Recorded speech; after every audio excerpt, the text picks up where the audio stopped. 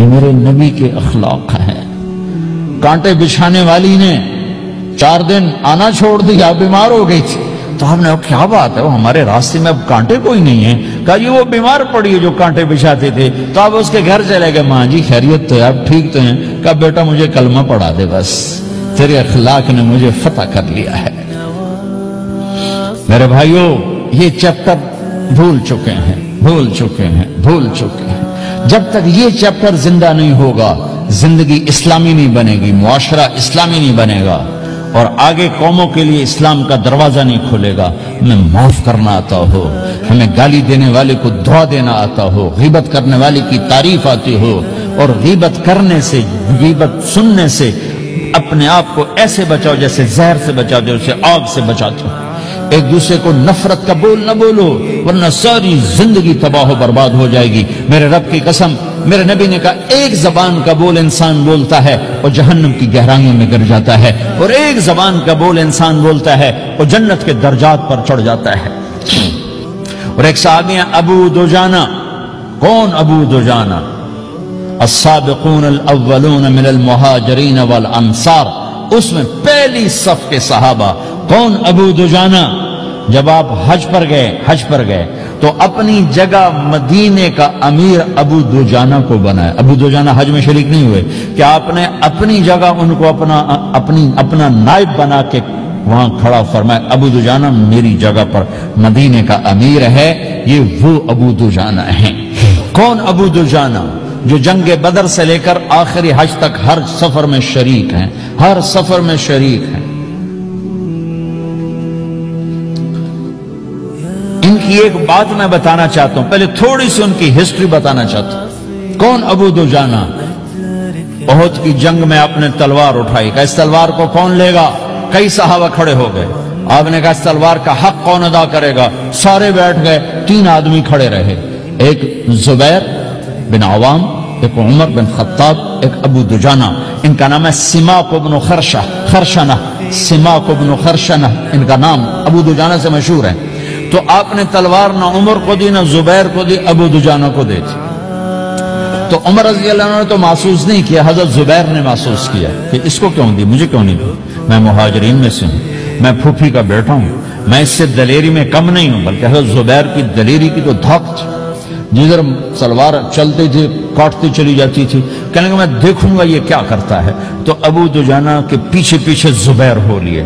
تو ابو دجانہ نے جو حملہ کیا تو 3000 کا لشکر تھا، اس کو چیر کے پار نکل کے، پورے لشکر کو کاٹ کے پار نکل کے۔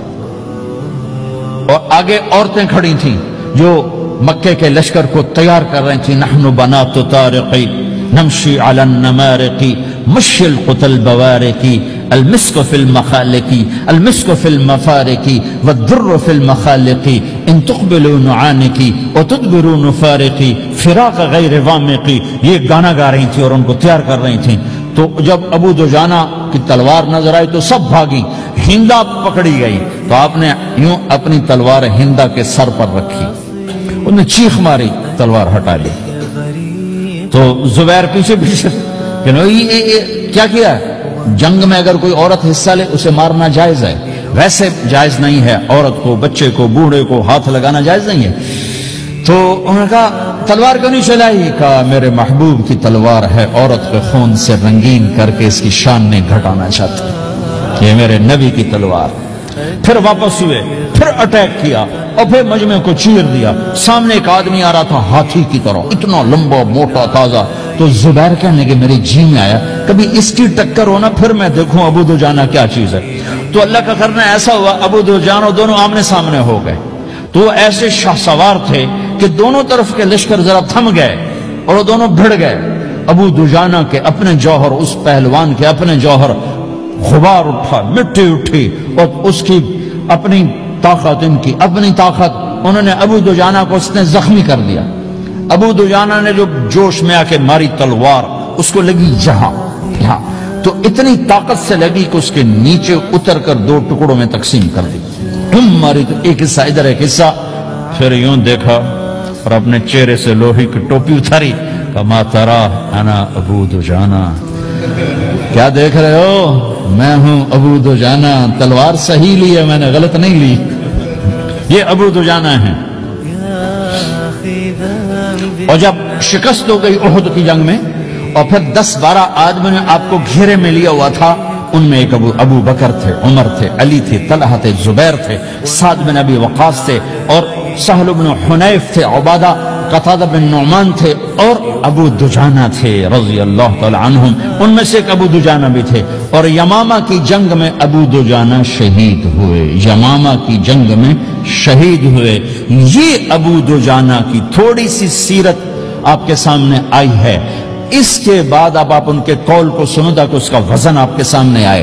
یہ بدر کے شریک ہیں، اللہ کے نبی نے کہا بدر کا صحابی جو مرضی کرے بخشا گیا۔ یہ صلح حدیبیہ کے شریک ہیں، اللہ نے قرآن میں کہا لقد رضی اللہ، میں ان سے راضی ہو گیا۔ یہ صحابی ہیں، اللہ نے کہا کلا وعد اللہ الحسنى، اے میرا نبی تیرے ہر صحابی کے لیے جنت کا وعدہ ہے۔ اور اب یہ کیا کہتے ہیں؟ یہ کیا کہتے ہیں لوگو؟ ان ارجع عملی عند، لوگو میرے پاس، ابو دجانہ میرے پاس بخشش کا سب سے بڑا عمل جانتے ہو کیا ہے؟ بدر نہیں، احد نہیں، حدیبیہ نہیں، خندق نہیں، خیبر نہیں، فتح مکہ نہیں، آخری حج نہیں، کیا ہے؟ کیا ہے لوگو؟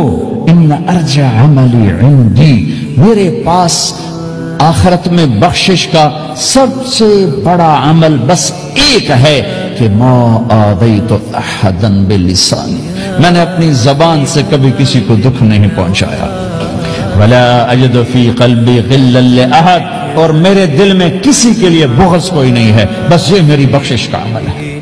تو بھائیو، نبی کے اخلاق میں دو چیزیں لے لو، ایک زبان سے کسی کو دکھ نہ دو، ایک دل میں کسی کا بغض نہ رکھو۔ اللہ کی قسم بغیر حساب کتاب کے جنت میں جاؤ گے۔